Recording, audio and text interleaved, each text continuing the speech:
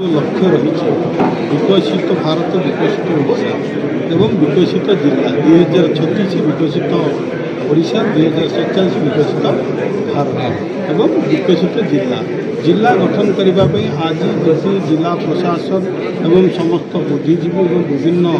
sector आसी NGO एवं सामाजिक कर्मी मान सहित विभिन्न राजनैतिक दल सहित आलोचना होती आम 2036 बेलू कोरापुट जिला को किपरि भाव में देखा चाहते तेणु समस्त ये मत रहा जोटा कि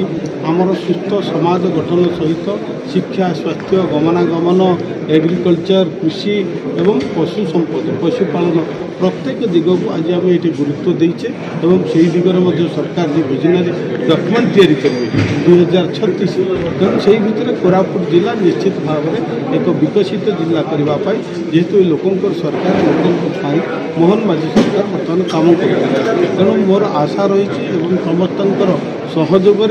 जो आमर प्रधानमंत्री एवं मुख्यमंत्री देखी स्वप्न साकार हो एवं आगामी दिन में कोरापुट एक विकसित जिले में परिणत हो ओडिशा एक विकसित समृद्ध राज्यर परिणत हो भारत